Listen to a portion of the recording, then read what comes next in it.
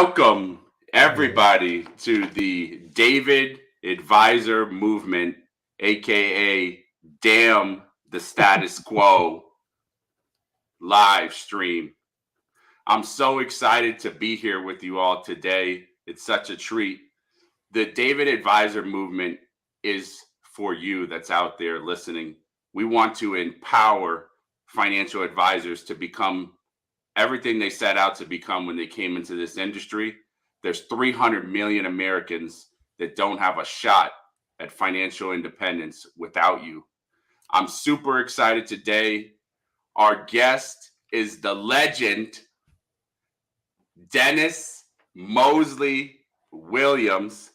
I first learned of this unique, extraordinary human being when I heard him speak on Michael Kitsis's Advisor Success podcast. And he coined the phrase that has been spoken frequently in forefront of let your freak flag fly. So let me tell you a little bit about our speaker today, Dennis.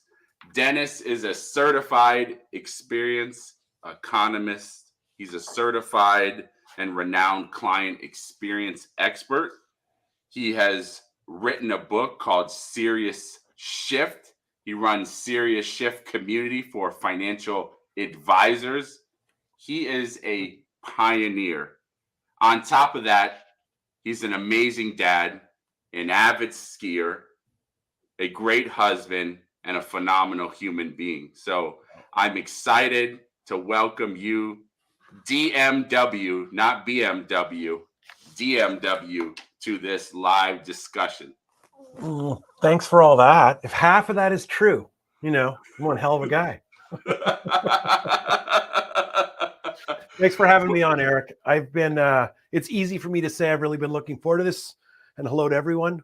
But in fact, in this case, it's true too. I've really been looking forward to it.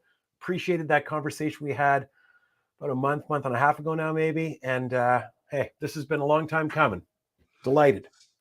Outstanding. So Dennis, talk to me about your perspective of the state of the client experience in the financial advisor world, what it is, and what you think it should be. Okay.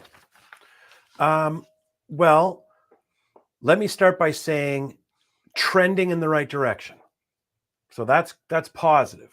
The industry is certainly for some time now is becoming more sort of comprehensive in their approach. Let's say this. What is experience? What's client experience and what isn't it? So this is for everybody listening, because if I have a concern about our industry, it's this. Too many people use service and experience as synonyms, but it's really important to understand that they're two totally different things, designed to achieve different objectives, and you would deploy resources differently to deliver a service versus stage and experience. So let me cut right to it. Services are designed and intended to save people time. And ultimately, that leads to commoditization, by the way. So time and money. Whereas experience, which is time well designed, is designed and staged, not delivered, but staged like theater, to create time well spent, specifically to create a memory, to engage the client in such a inherently personal way that the moment registers forever in their consciousness as a memory. There you go. I love that, because there's a saying that says, be phenomenal or be forgotten. Yeah, precisely. Be worth talking about. Becoming a commodity. I say this all the time. Becoming a commodity, the race to the bottom, stripping all the humanity out of it, making it efficient, and that's a choice. To become a commodity is a choice, and conversely, or thankfully, I suppose, so is becoming the story that everybody wants to share. That is also a choice, and hopefully we'll encourage everybody to make. So, there's a trend in our industry of efficiency, right? You talked about service and you talked about experience. And the common advice is this: figure out how to create a process whereby you spend as minimal amount of time with clients as possible to get paid. And a lot of the experts that are promoting this sort of structured, it's that I call it the happy meal financial planning approach, which is everybody comes in, they come on and they order from the menu. You get A, B, C, D, or E. What are your thoughts around that? And what do you think advisors should be doing potentially instead? Okay, well, let me say, as I said a moment ago, there's a distinction between service and experience. Yep. Experience is built on top of service. So let's put experience aside for a moment. Let's talk about service as a platform, and let's talk about the needs of the business. So to a certain extent, I'm all for obviously systems and procedures. I want to make my operation as efficiently as I can, operate as efficiently as I can for myself. Conversely, I want to eliminate from the client experience any friction points, any customer sacrifice that they have to make. Okay, I want to do that. However, vis-a-vis experience, there is an opportunity here. There's a distinction between, how you're presenting it, if I may, is kind of like, you almost presented like a machine-made sort of approach. Efficient assembly line, step by step by step. And again, I want to say, I'm in favor of a little bit of that. You need a little bit of a platform that allows for both customization of the product or service, such as an investment portfolio, but also personalization of the experience, which is different. So there's an opportunity here to shift and move away from the machine-made feel of delivered service efficiently. And, nobody would want to really admit it the way you did at the start when you said, the formula is kind of figure out a way that you can spend almost as little time with your clients as possible. We would spin that nicer. We'd say is effective time, efficient time, time well invested. We would never want to say that. But at the end of the day, the way the business is set up is in a certain sort of way is that, well, it's really about increasing assets under administration at this point, which generally speaking comes from getting new clients. So yeah, it's like always adding clients. What I would suggest is, in terms of like, what should they be doing instead? It's, well, get that platform down. Yeah. But then personalize the experience. Do these three things. Slow the experience down. Consider emotion. That's a big difference between services and experiences. Services, we're thinking, what do we want the client to do? What do I want you to do? And the service is set up to make you do that as efficiently and as enjoyable for yourself, let's say, as possible. But with experiences, we ask ourselves, what do I want this person to feel before they take action? What's that memory? What's that feeling that I want to evoke in them? Okay, so I would say, slow everything down, treat clients like guests, and work to make memorable moments and really, really personalize the experience, demonstrate, that you care. And that's just the time you spend with them. How you approach financial planning is, of course, a whole other argument. What you're actually willing to do for them, what you feel your responsibility is, which, I think we both agree, certainly on this, which is, well, far beyond selling investments and delivering services and financial advising. There's a greater responsibility to the client, which is to partner with them, stage experiences that guide them really, truly to a personal transformation, to a better outcome, to instead of return on investments, which is critically important, obviously, but to be clear, in case anybody thinks I don't know, but really to return on time, as in all of your time, return on life.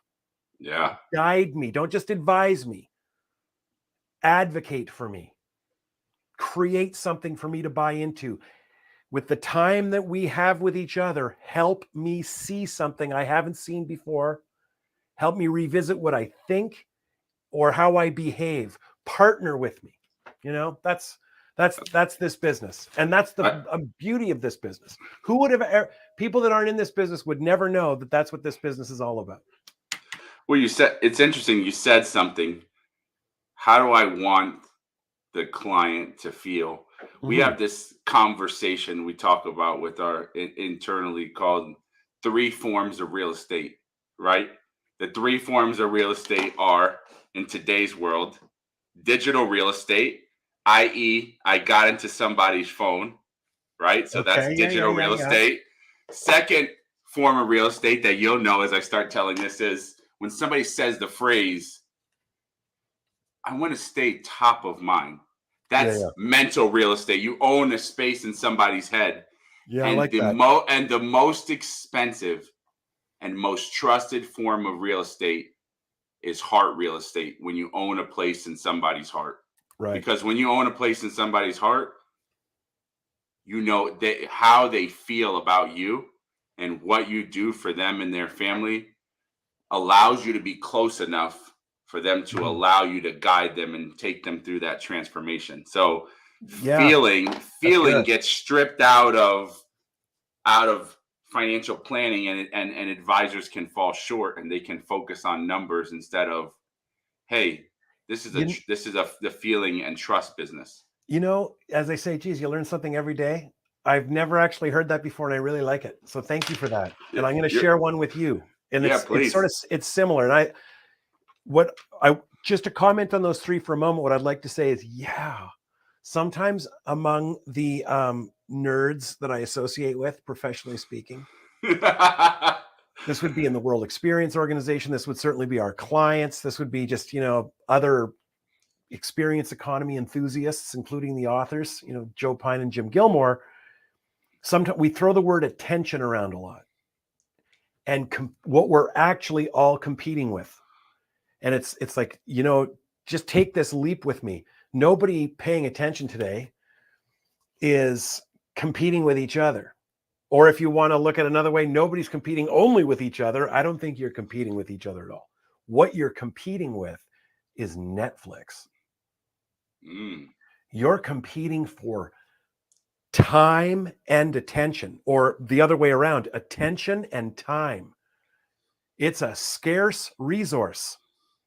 And the whole effects of commoditization and efficiency and the supreme exceptional delivery of services is we have made financial planning an efficient, let's do it by Zoom and do this meeting as quickly as we can.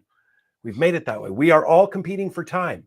So you're not competing for people's investments. You're competing for their attention. So this idea of digital being top of mind and in their heart, that's wonderful. I'm never going to put that down. That's really, really good.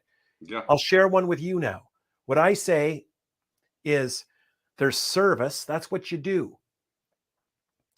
And they can find it anywhere. And it's all competes on price. Yep. And then there's experience. And that's how you do it, obviously. And what we all know is if you do it in such a way that the client feels seen and understood as an individual, you get me, okay? The transaction will matter more to them. Just to render it right down to what is going on, the financial planning will matter more to them based on your experience. That's why experience is important, because it's the best marketing you've got. More than anything is your experience. I'm a horrible marketer.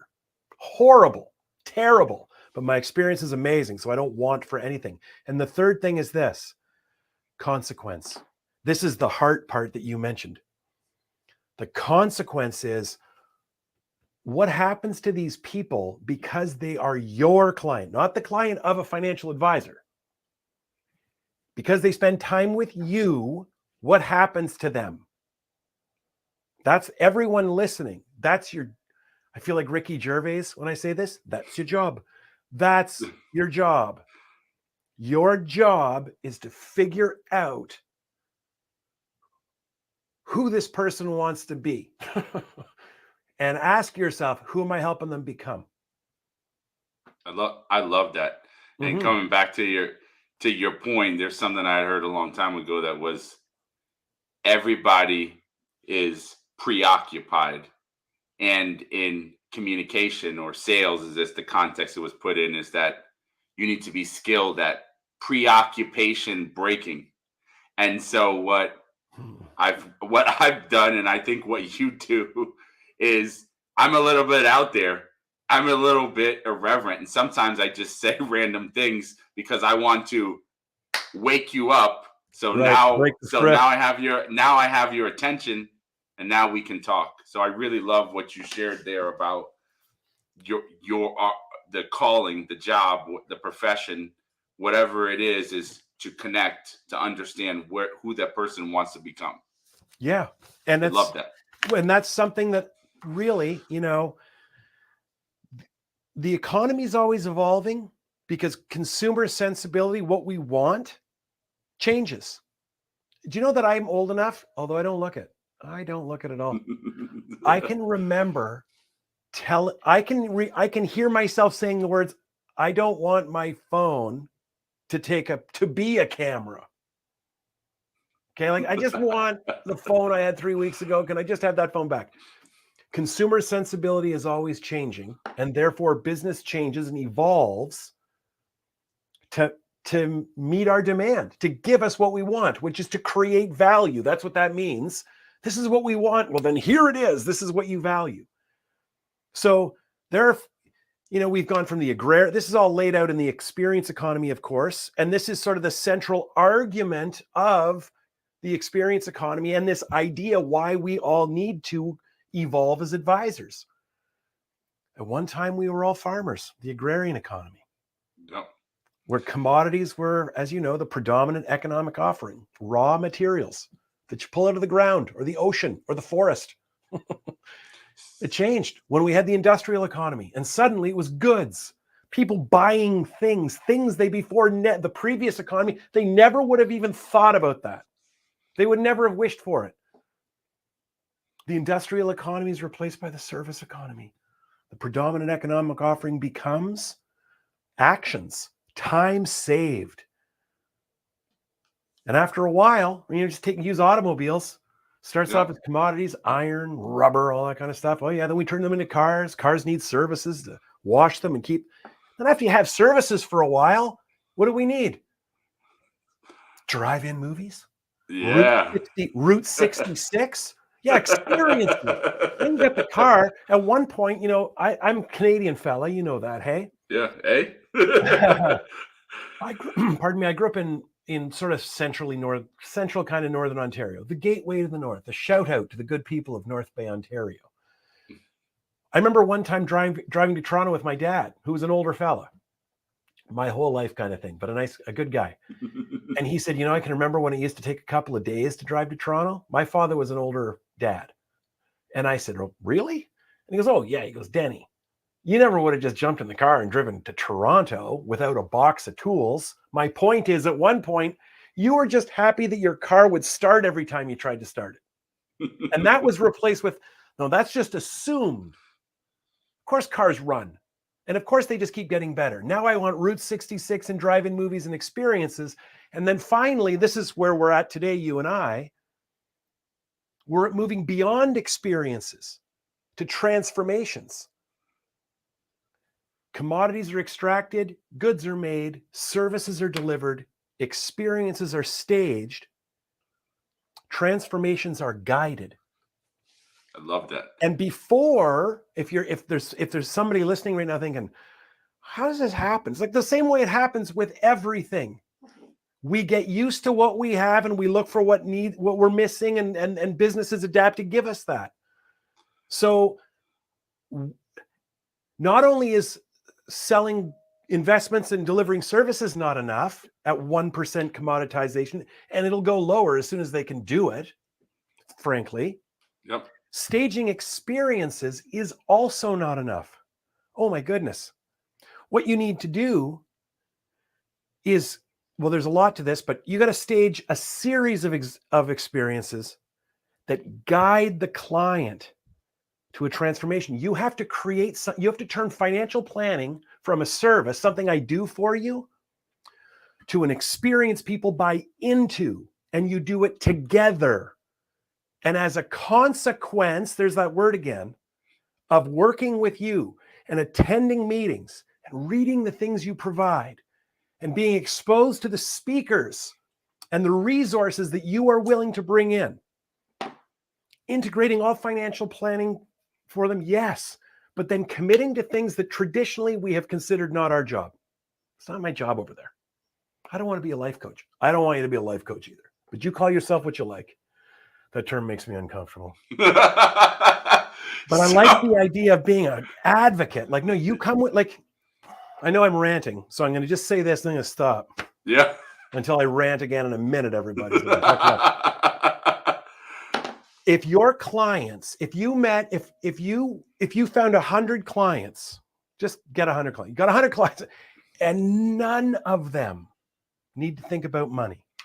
None of them. Just period. And I'm going to change the verb from think to worry. You're my advisor, Eric. I don't have to think about money. It could all go wrong for 30 years in a row, and I'm still going to end up in a bed of feathers. It's just crazy. Don't have to worry. What are you going to tell me to worry about instead? Every advisor, ask yourself that question. If I don't have to think about money, and even those of us that do, i.e., I got to keep saving it. I have a financial plan that I follow. Okay, but do we agree that once you have a financial plan and an advisor, if you follow the plan, the greatest gift of that plan is not the pot of gold at the end of the rainbow, so to speak. It's that with that taken care of, you can think about something that's important, like your time on the planet, otherwise known as your life, and how you feel about it. How's it going? Are you living your best life? Like, we throw it around, we put on t-shirts and coffee mugs. I'm not interested in selling it. I'm interested in friggin' living it. How do you feel right now? You having lots of fun?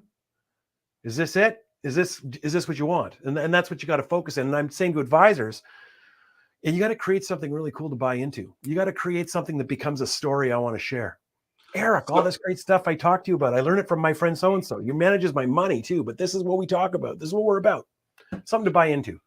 So if I'm an advisor and I'm listening to this now, we talk about creating this experience. Yeah. And you and I know that creating an experience can lead, if done right, creates raving, which creates raving fans, which then helps an advisor's business to grow. Yeah. You know, where would you tell an advisor to start? How would they start thinking about the type of client, the type of experience they would want to create, and what does that look like? So you're begging for the rant. That's what you're saying right now. You're like, I dare you to talk for 25 minutes straight. I dare you. I need the rant, because here's the thing. There are advisors who are listening to this right now that maybe have a handful of clients, and when they sit down with the blank piece of paper and it's December 31st and they're thinking at the next year about what do they want for their life, what do they want for their business, who do they want to be to their clients? Yeah.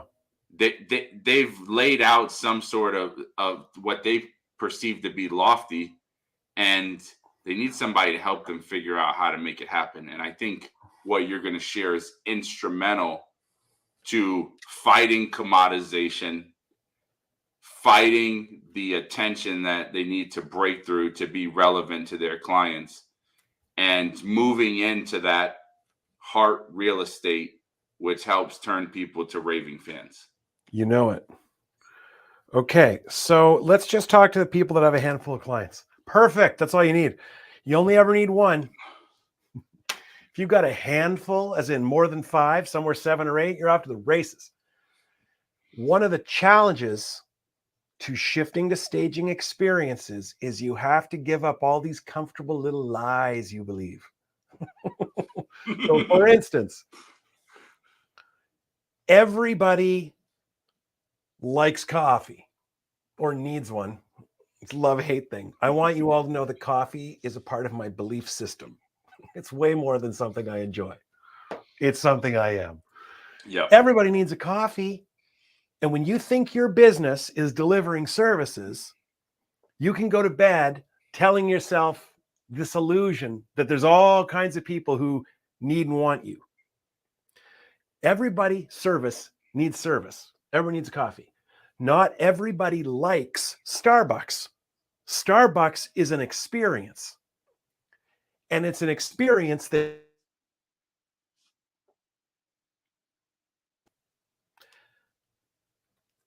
so everybody listening, step one, exhale and accept that when you stage an experience, you're going to turn some people off.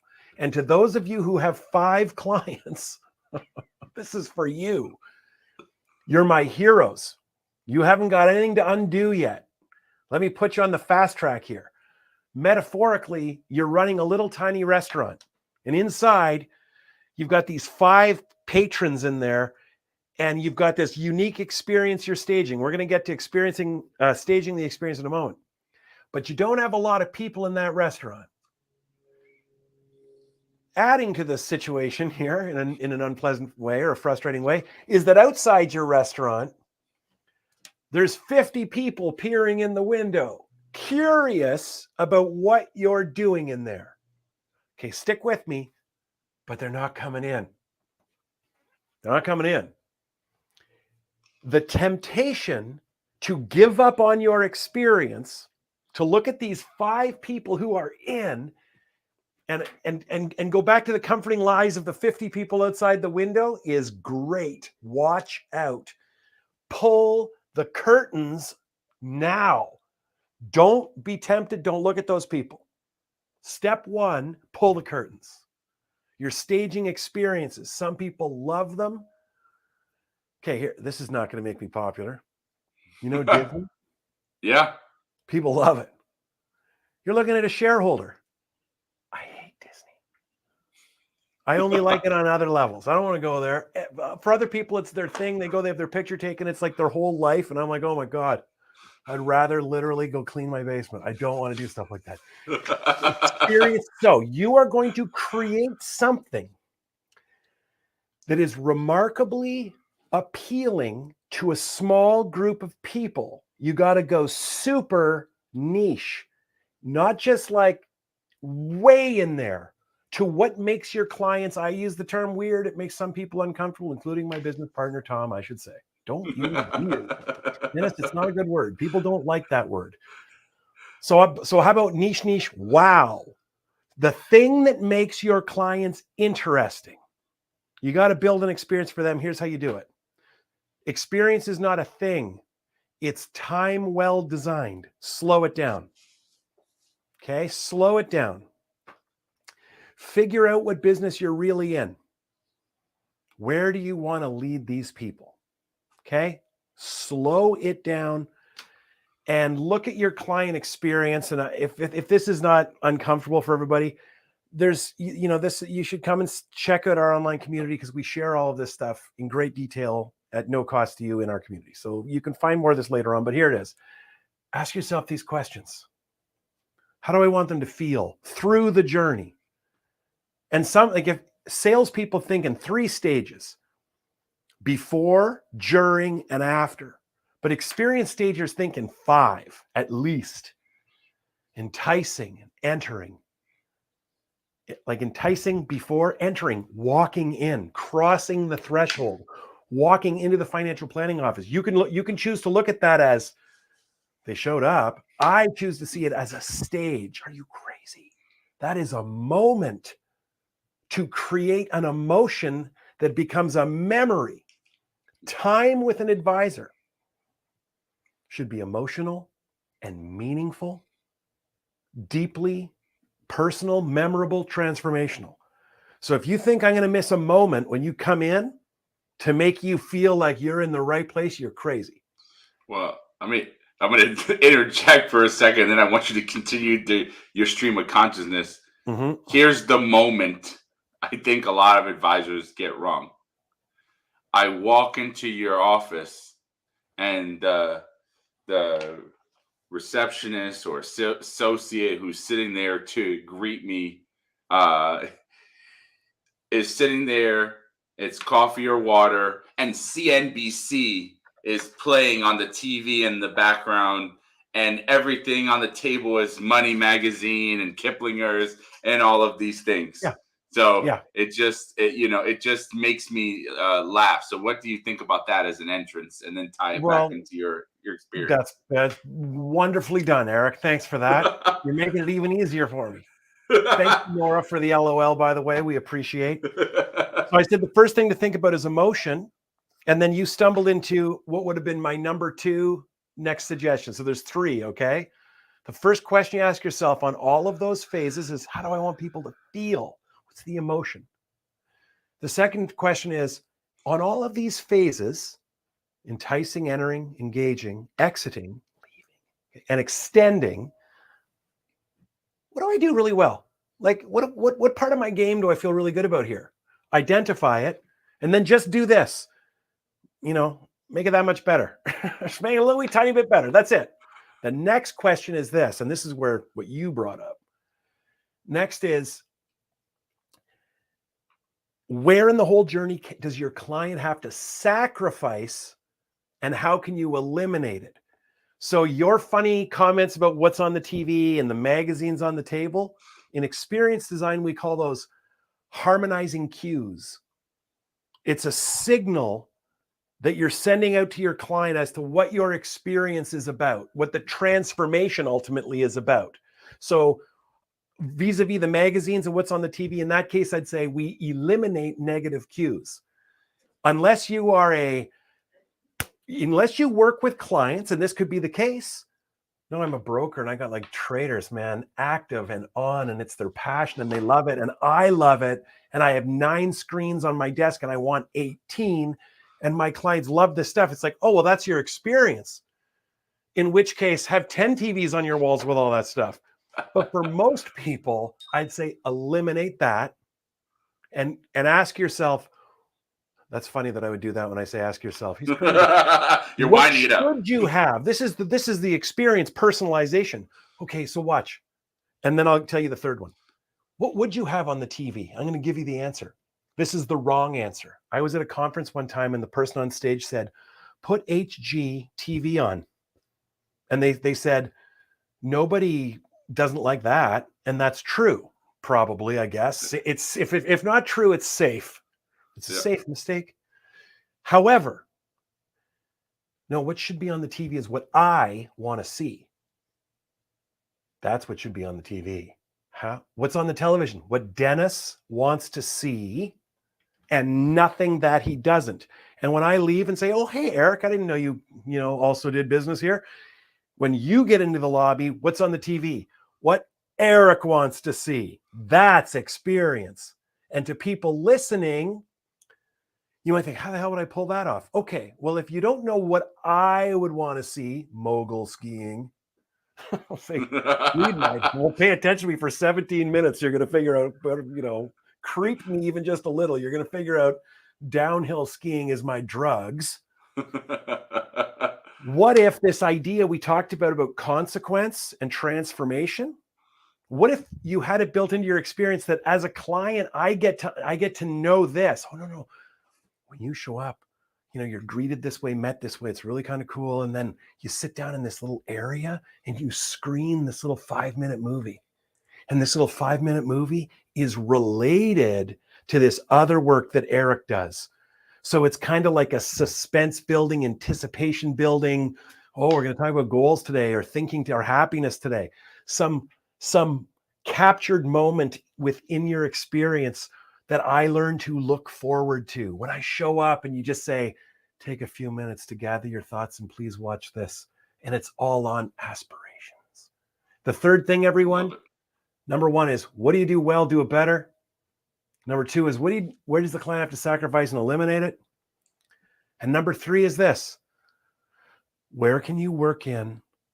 Where is there an opportunity to surprise your client? Perhaps to the degree that they take out their telephone. That's it. And take a picture of it. because you have amazing quotes all over the wall with famous people that said them in their faces, people they don't know, people they've heard of, people that are very familiar to them, all over. And all of these quotes are related to this idea that you're driving them to vis-a-vis consequence and transformation, about time and life and experience and memory and all that great stuff. Everything else that makes us wealthy, aside from the fact that we can cut checks. Do you want me to send you a check right now, buddy? 10,000? I take a check right now. I like mailbox money. All right, man. It's Canadian. Don't be disappointed when it gets there. I don't know about that conversion rate. Let's not do it. Yeah. It looks great for me. Won't feel so good to you. Yeah. Yeah. So entering, staging the experience. Mm-hmm. What if you were an advisor? Yeah.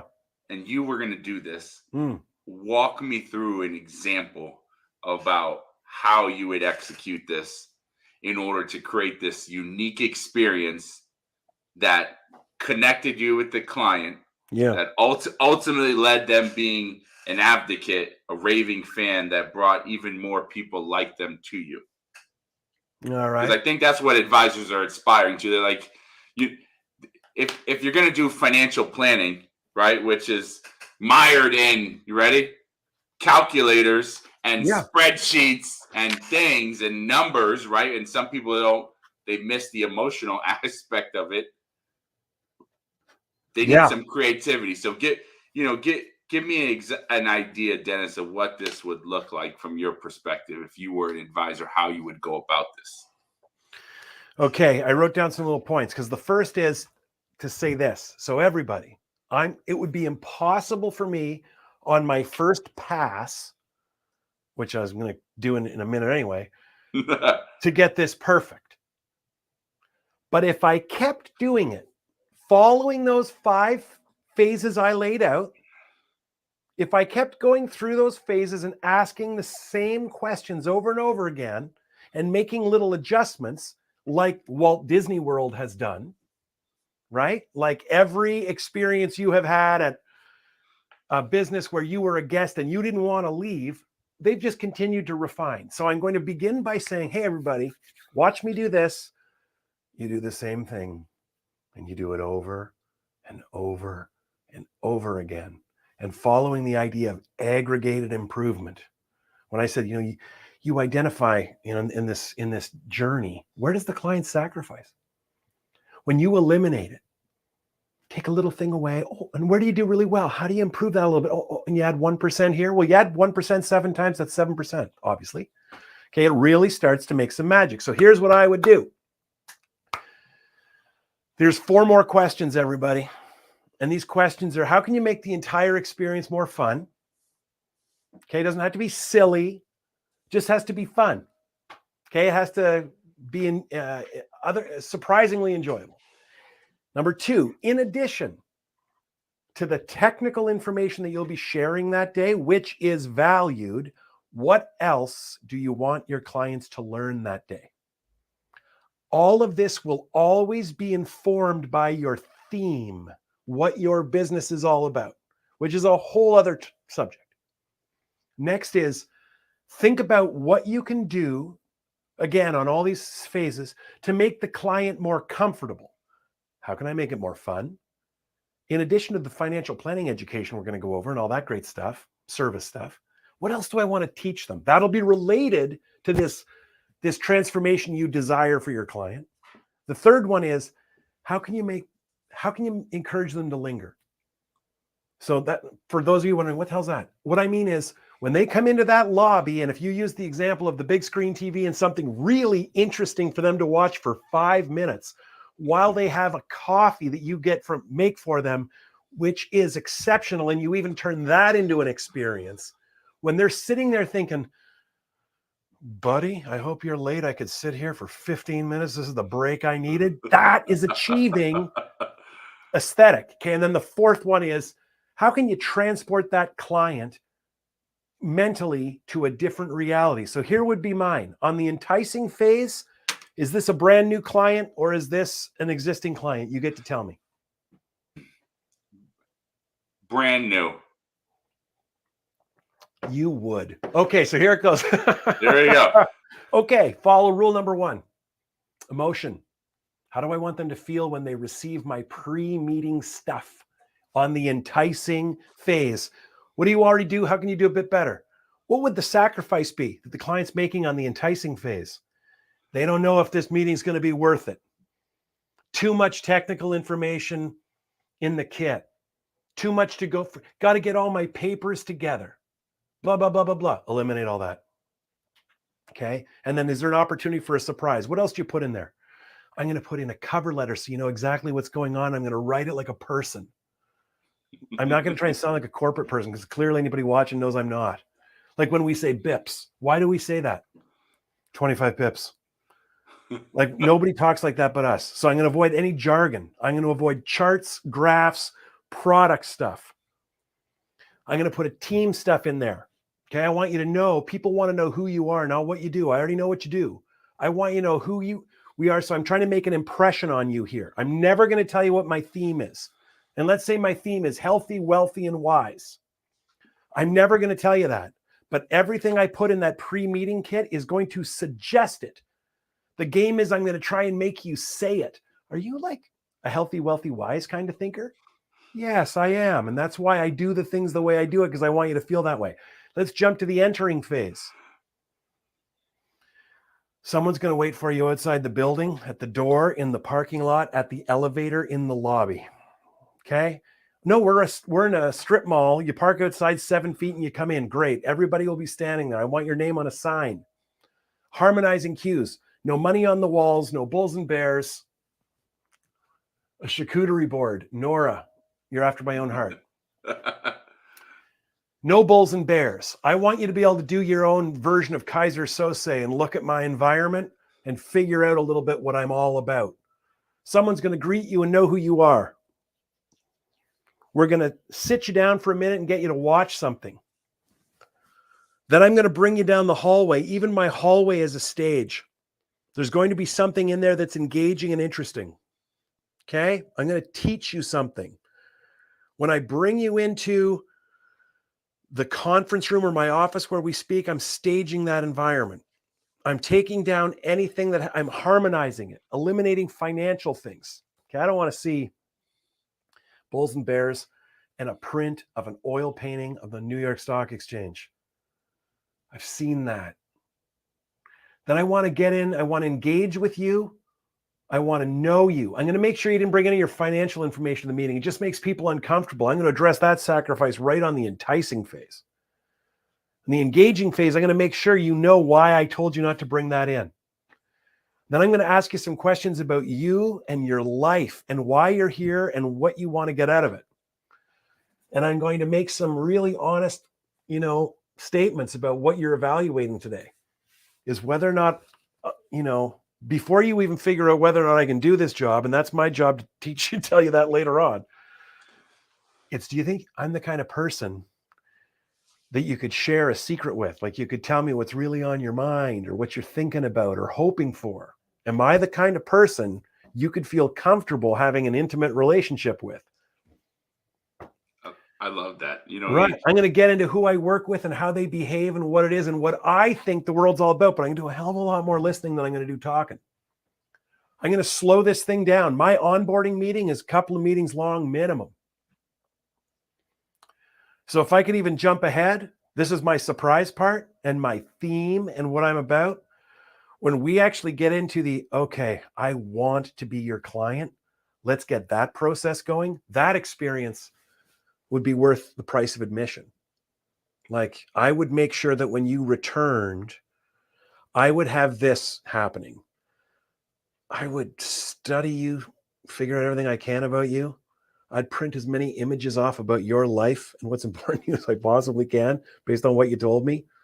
Well, I would have that on display. When you showed up for your next meeting, you would see almost like a crime scene, not a crime scene, like a police film when they're doing an investigation. Yeah. Yes. They have the pictures on the wall and thread. It's like Eric and Dennis are somehow connected. It has nothing to do with this organization in a hotel room in Chicago. What was going on?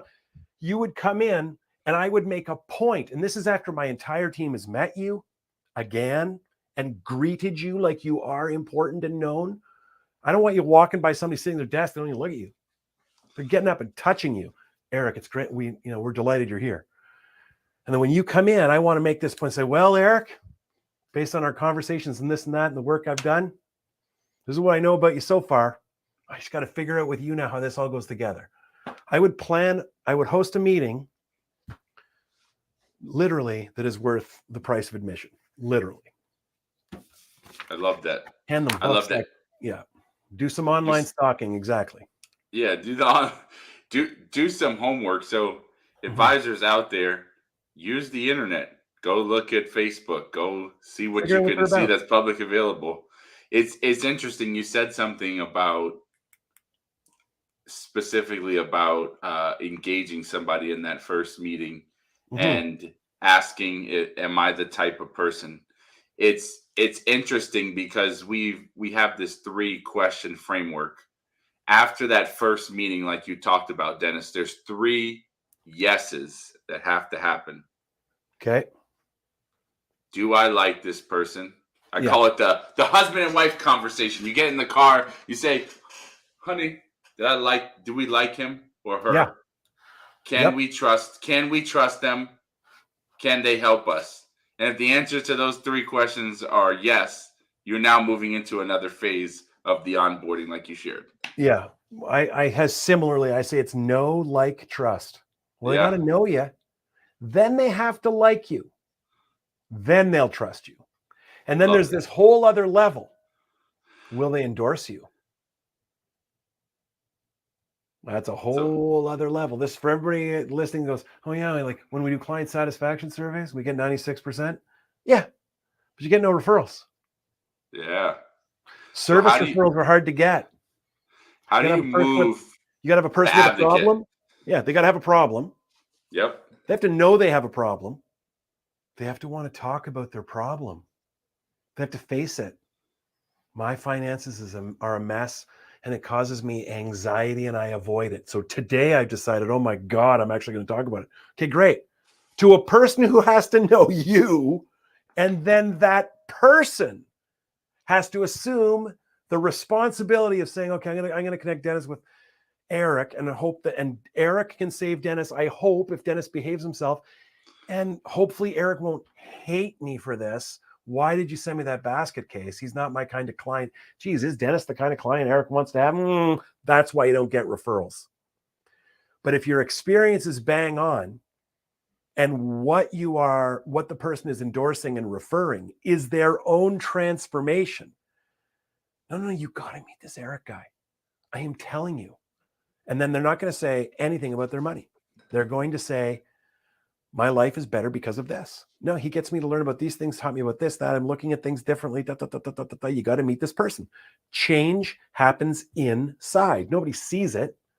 Oh, maybe they see it on your face, smiling more maybe. But it's something that we feel. Once again, experience is an emotion. How do you feel? Good. I want to go back for a second to this, just to address that, friends.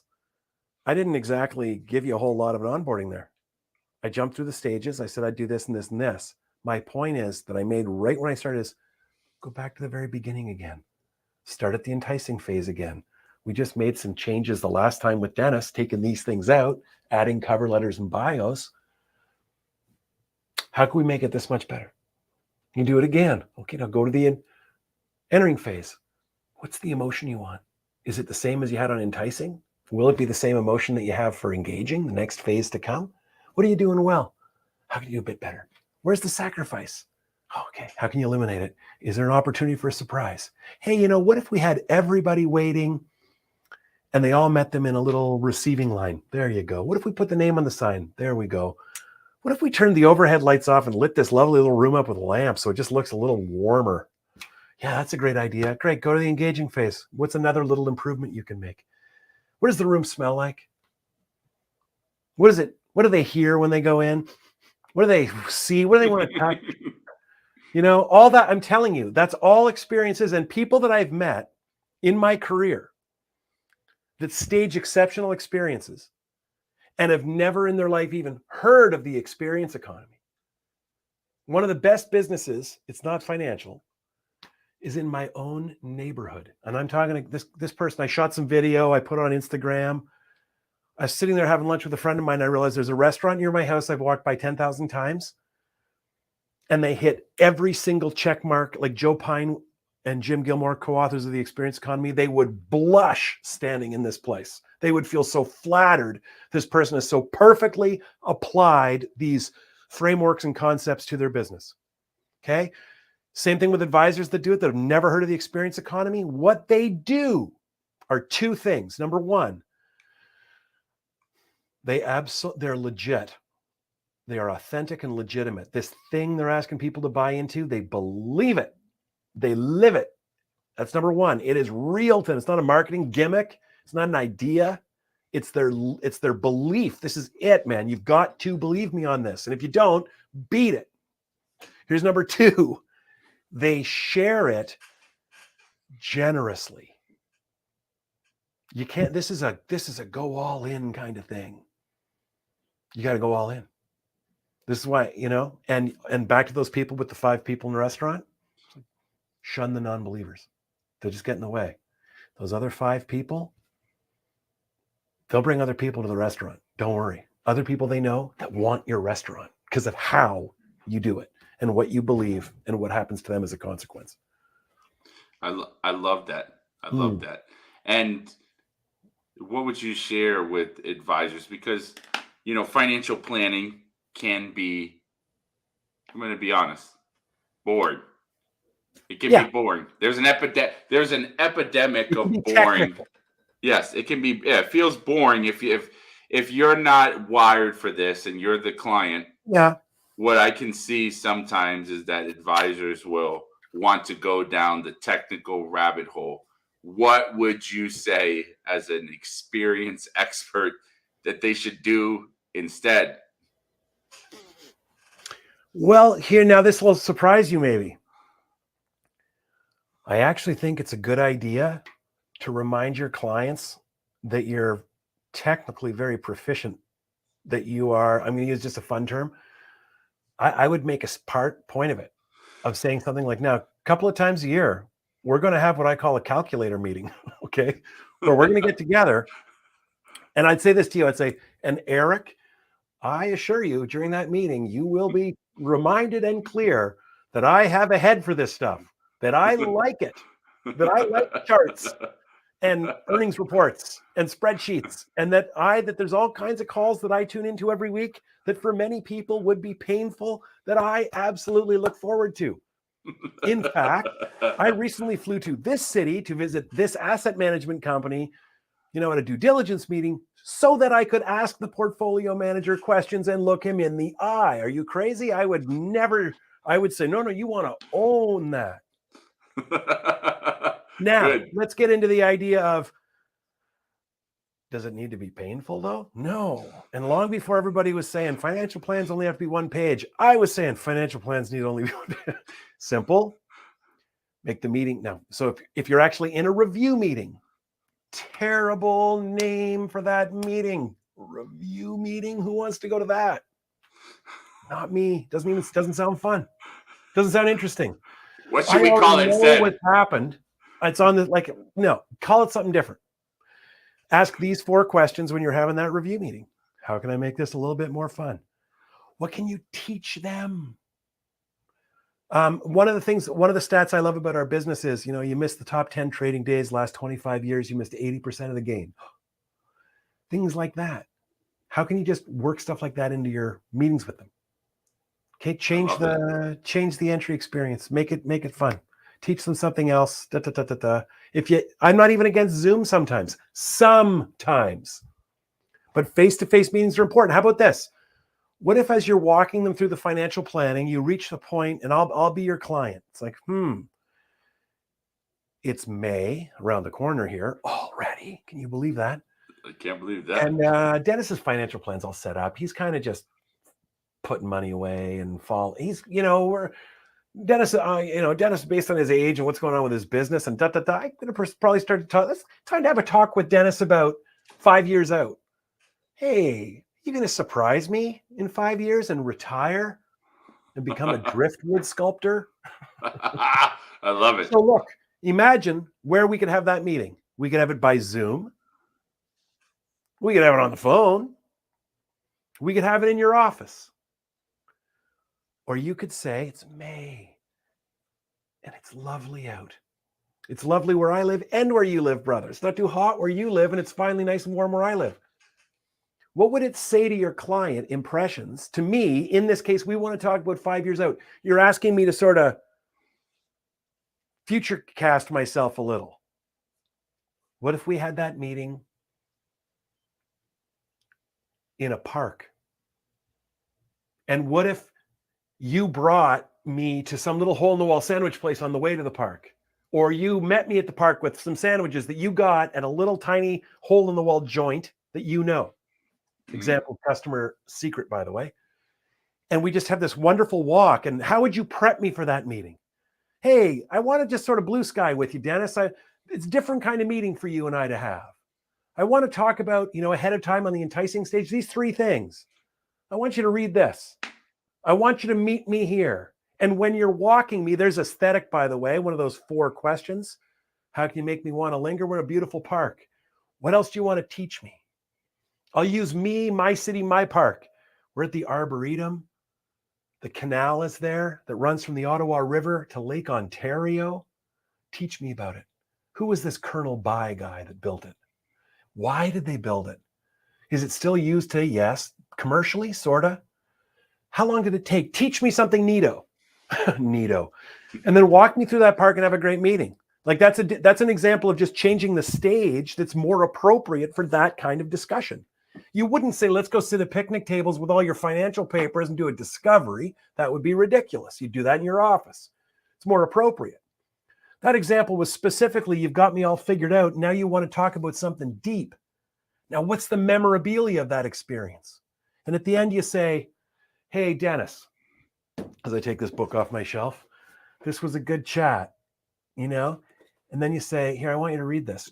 And this is a book called The Happiness Advantage by Sean Aker. So, you're there, man. You and Sherry this summer at the lake. Probably think about this. Do this. You know what I mean? Like, it's like, wow. That's as what you would say is, oh, you're in the heart. That's and it. What I would say is, oh, look at you getting a consequence. Change me. This isn't your job. It's exactly why you're valuable to me. The other day, Eric, I posted something online. I was trying to have some fun with it. And it was thinking of Star Trek, what color's your uniform? Okay. Are you wearing the dreaded red uniform? Even casual, even people who've never seen the show are aware of the pop culture jokes and references to the guys in the red uniforms die. Yeah. They die. I don't think I really ever paid attention to that. I grew up in a Star Trek household. You need to spend more time with me. So the guys in the red uniforms always die. So my question was, do you wear a red uniform, a blue uniform, a yellow uniform? Like, who are you? So this is the piece that matters. The red uniform, non-essential workers that get eaten by the alien or vaporized or whatever the hell it is, they showed up early. They really care. They work hard, man. They get their jobs done well, on time or early, and they make a positive contribution. Okay? They get culled anyway. But the people in the blue and gold uniforms, they do all that plus more. They do this.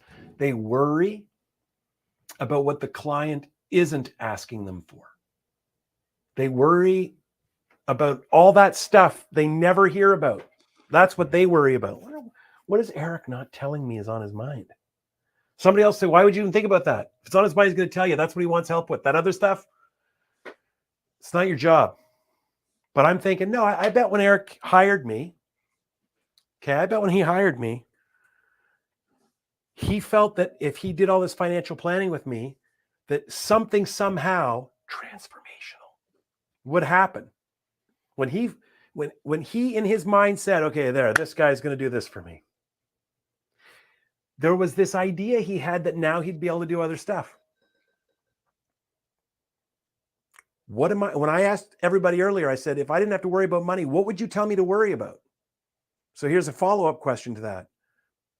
How are you helping your clients worry about those things today? And if you just realized, well, I don't, it's like, well, thank God you tuned in, because there's your answer. That's what you got to do. Those things. So what sort of right? What sort of things? What sort of things are we talking about? So if we're not worrying about money, it's your family. Your family. How you spending time? Who are you spending time with? Do you How you feel feel about joy? yourself? Yeah. How your relationships are? You know, there's a thing will happen to everybody. It happens eventually. You get to this part where everything about time changes for you. It gets a little bit more scarce. I don't know what it is. I just hate saying things that other people say. It's like a midlife crisis. No. You just become aware. Yeah. That, you know, the way I like to look at it is this. My favorite, okay. I love my cottage. I can't wait to go. And I write about it and talk about it and stuff. So people probably know that. Let's say I spend 100 days a year there, which would be generous. And let's say I have 30 more years there. It's like 3,000 more days. It's pretty hard to feel urgent about my cottage when I have 3,000 more mornings there. 3,000? Like, that's a lot of days at the cottage. If I don't get there this weekend, I don't really have to feel too urgent about it. I've got 3,000 days at my cottage ahead. Stick with me. But my favorite day of the year is the very first day I go there. Emotion, where, and this is for everybody, where I can't even believe I own it. It's just like the first time that I went to see it and thought, buy that thing as fast as you can before this guy changes his mind. Oh my God, put money in his pocket literally right now. Do not leave without giving that guy a check. Oh my goodness, look at this place. I relived that. Ready? Now stick with me. I'm gonna do that 30 more times in my life. That's it. And the 30th one is going to happen in about 2 weeks. That'll be down to 29. Okay. So when we say, like, what should they be doing? It's like, well, there's financial planning begins with functional work. That's why they hired you. That's why they came in the door. I need an advisor. Mine retired. We're not seeing eye to eye. I never had anything until yesterday, and I've inherited $500,000. Okay. So first and foremost, you do the functional work. Okay, well, what do they need? We'll do it for them. That's the service. And as we talked about already, make sure you do it with an experience. It'll matter more to them, and they'll send you referrals. The next part of the work is the social work. All based on truths you know. What does a person need? This is all the stuff we chatted about offline about Lumient that we're working on, like their whole life. What do they need? How do they feel about themselves, their relationships, their personal aspirations to do things, their social work. So the social work you're willing to do. And then the next part of work is aspirational work. So let me make that really clear what that is and what your responsibility is. I want to be super clear. That means if I said to someone, well, you know what? Thanks for all this, Eric. Geez, I guess if I think about it, you want to know what just drives me crazy? What? Well, I'm like the smartest guy I know. Blah, blah, blah. Ha, ha, ha. Okay. I've been running this business. I blew past self-esteem a long time ago. I've been running my own business for 25, 26, 27 years. It has worked out better than I ever could have dreamed, multiplied by several years in a row. I just don't want to say it out loud. The money of my job stopped being interesting to me 20 years ago. 20 years ago. It has lost absolutely all meaning. Here is where I am today, right now, today, on April 27th. I still struggle with life balance. I still do. It drives me crazy. It haunts me. Okay? Okay? Help. That's what I want. Then I leave. Eric comes in. What's haunting you, Eric? I want to write the great American novel.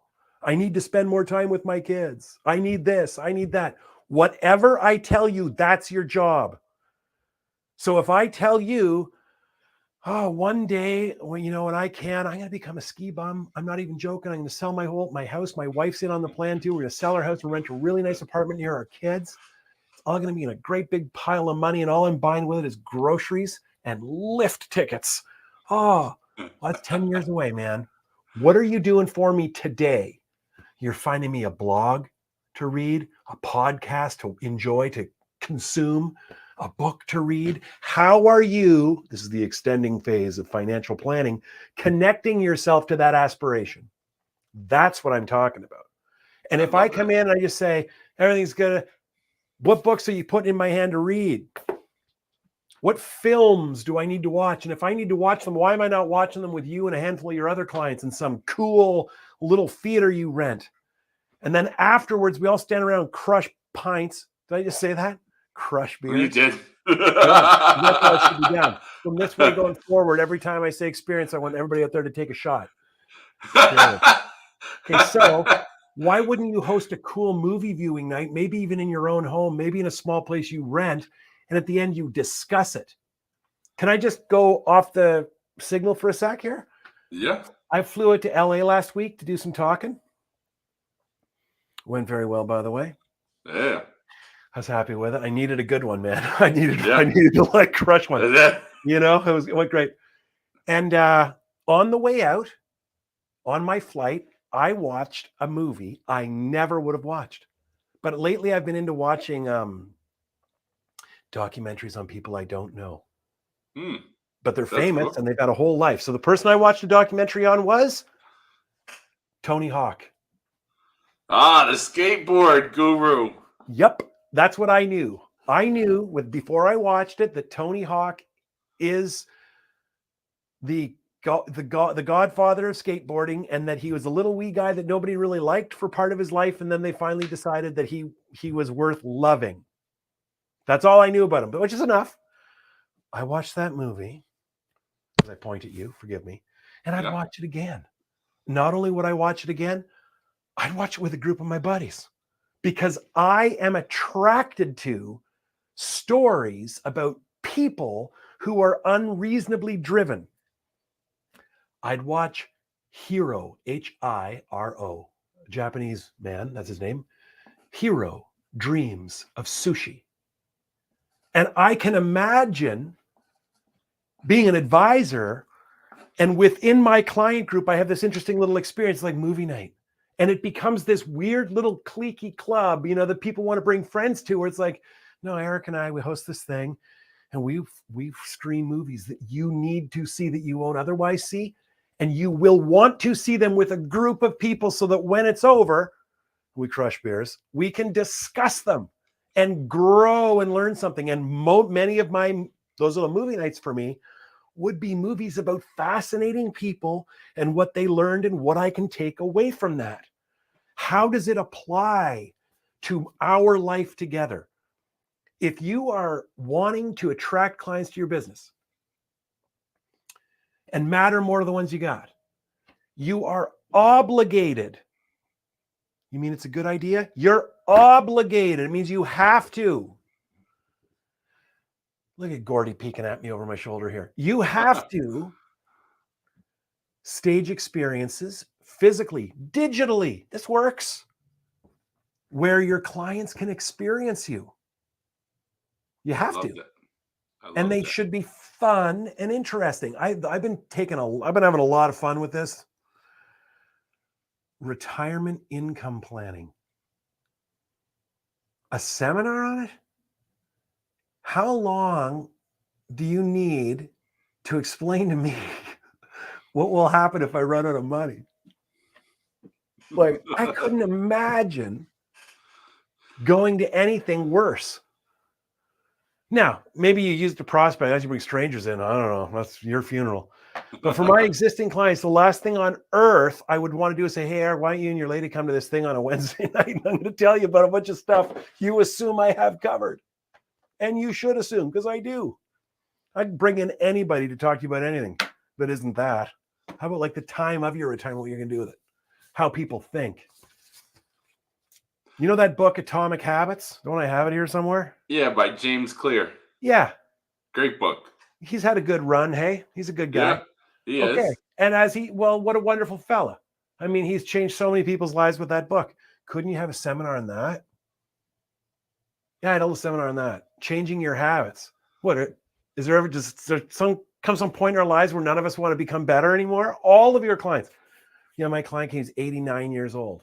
He wants to be better. Wouldn't even surprise me. Of course he does. Or she does. Of course. I tell you what, I think about older clients, and you talked about retirement income. How about how to use your iPhones to take the perfect family picture? Yeah. Holidays are getting ready to come up. You got so and so over here. They're trying to use their phone. They've got their all extended out in the picture. It's coming out all blurry. And there's all sorts of settings. Amen. No kidding. You know what? You just hit it right on the nose. I remember having a dinner at my house one time, and my dear mom, who was still with us then, my dear mother, and my aunt, both of these great women have left us. But that night, there they were at my house. And I couldn't believe what they were talking about. Two women in their 80s talking about their favorite job they ever had. My mother loved working she went on to have a career in politics, but my mom loved the ER, surgery, working with doctors.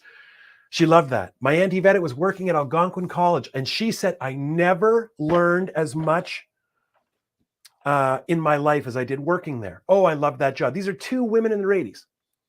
Then they talked about a course they were taking. My mother was taking a course on forgiveness at the university level, and Yvette was taking some course put on by like the CNIB and Institute of the Blind. She goes, I'm not even blind, but I'm fascinated by this discussion. Okay. I drive Yvette home. I come back. My mom's gone to bed. My wife is here at the house, and my brother is still there. I was like, wasn't that fascinating? And they were like, what? I was like, those two. And what they were talking about, those aren't two little old ladies on the shelf. They're on. They are engaged and hungry. There is a desire out there. And your point about the iPhones, it's like that's a good idea. It's not a good idea. It's the world leaving them behind, and they know it. They want to know what all this stuff is and how it works. Way back when I started, squeaky new, 32-inch waists. You said squeaky, not squeaky, not slim, slender. Jesus.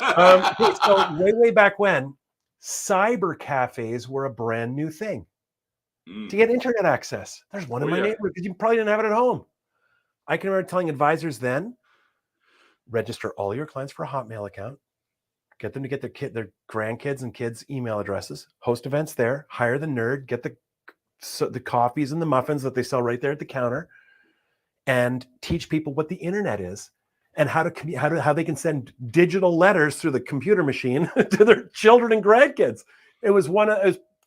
I'm telling you, it was probably the best. That's probably what got me launched in the business, thinking like that. So you're not wrong. Here's how your iPhone works. This is what TaskRabbit is.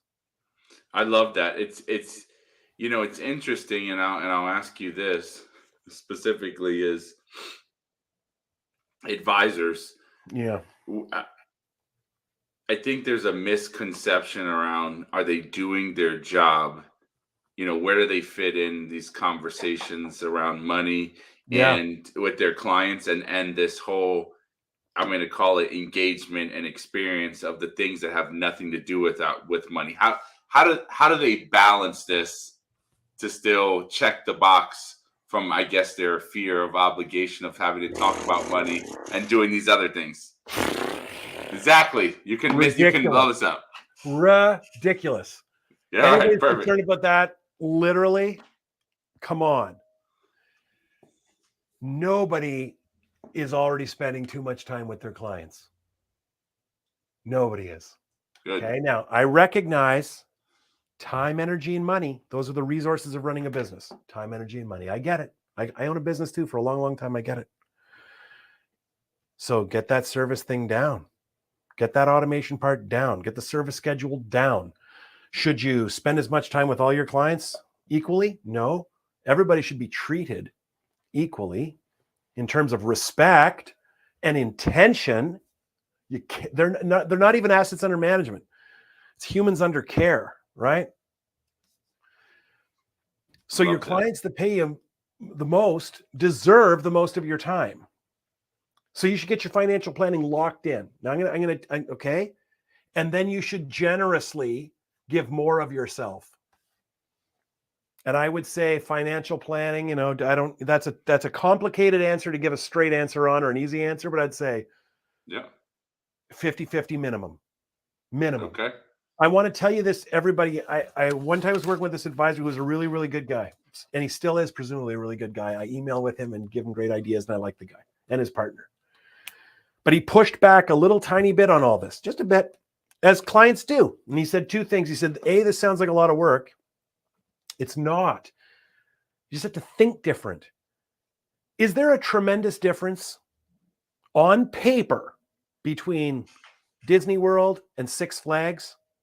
Now, everybody knows there's a world of difference in reality, but on paper, aren't they both amusement parks that sell access and tickets to rides and hot dogs and stuff? Yeah. Isn't that what they do? Is there really materially a great big giant difference between Starbucks and Dunkin' Donuts? Oh, sure, one of them's nicer. Or let's say Starbucks and Tim Hortons for me up here in Canada. Sure, one of them's nicer and all that stuff, but really at the end of the day, they both sell coffee. Putting that out there. The difference that is so significant isn't in what they do, it's in how they do it. And the reason they do it differently is because they think about it differently. I love that. They see their role differently. It changes their posture, how they approach it. With experiences, I'm working on emotions. Memorable time, creating memories, emotions, meaning. I want to dig deeper. Now I got to get back to your question. Oh, so my client is nice guys, but he pushes back. And this for everybody sitting out there. I said, well, just help me out here. I go, your top clients, those that pay you 80% of your revenue. There's about 20% of your clients that will pay you 80% of your revenue. So let me be really clear. I know that truly to stick to the Pareto principle would be 80% of your time spend it with the top 20% of your clients. So I always think, well, probably more like 70% of the time. And then because the next bit of time that I want to spend my time on is that group below them. That with a little bit more time or attention, they would be in my top 20. This person will be in time, 7 years, they'll be one of my top 20s. This one would be if I could convince them to consolidate their investments with me. Geez, they'd grow by a third. I'd put them in my top 20. So I want to have some time on there. So I said to him, how much do your top people pay you? And he said between 12 and 15,000. I said, all right.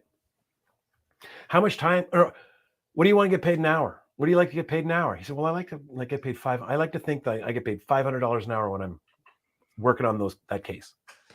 To which I said, and how many hours do you work for that client a year? Like that you're with them, And he said, without hesitation, 5 or 6. So I was like, well, if somebody pays you between 10 and 12K, you're doing 5 or 6 hours at $500 an hour. Just stick with me, everybody. You either owe that person some money or you owe them some time. In your enlightened self-interest, if you spend more time with them, you're going to figure out really, really quickly that it's the best marketing available. I know people that have wonderful businesses and their websites look like they made them with Windows 95 and never updated them. Okay. Now, I'm not saying that's ideal, but I'm saying go look at my website. It sucks. I say that openly. It's not the website you'd expect me to have. And I've said once already, I'm saying again, I'm a terrible marketer. Terrible.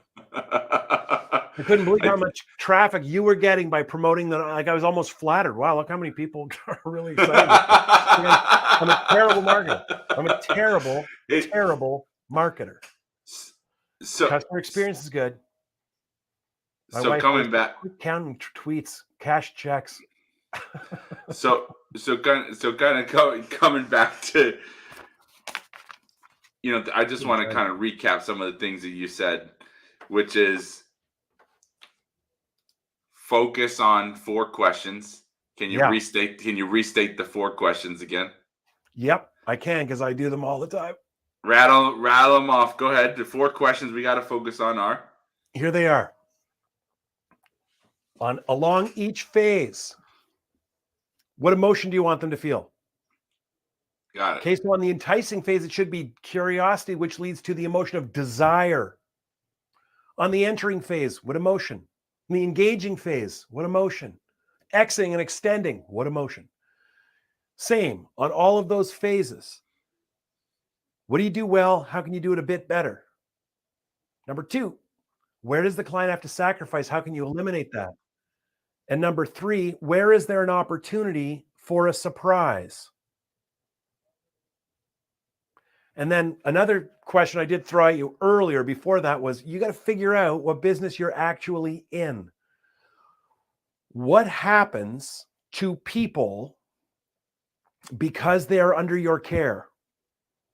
What happens to them? What do they get done with you that they can't get done with anybody else? What is it? What do you want to have happen to them? That's the business that you're in. And you provide an essential service that you stage via sequential experiences that are pushing people towards that outcome. They live a life, they escape the soul sucking reality of an ordinary life to become something more. Doesn't, turn them into radicals? Oh, I used to be a wallflower, now I'm climbing mountains. Well, if they want to climb mountains, go nuts. All you're trying to do is change their beliefs or their behavior as to what is possible for themselves. So that if they come back and say to you, this would be the best. So glad I met you. If it wasn't for you, I would have never known about this. I never would have read that. I never would have met my new best friend. And I wouldn't have gone on this thing, done this thing, accomplished this thing, come back if it wasn't for you. Good luck not getting referrals out of that client. Good luck. I love that. Thanks, I think that is a perfect closing point for us because of you, as Dennis said. That is what we do every single day with clients.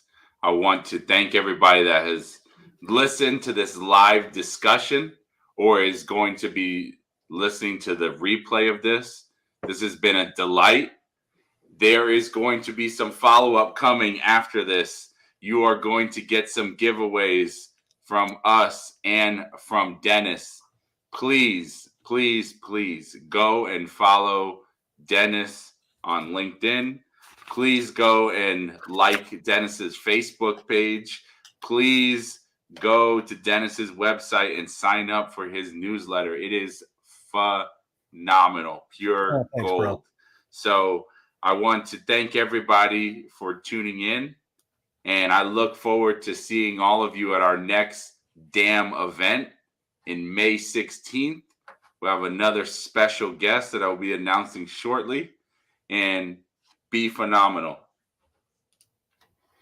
Eric, thanks a ton.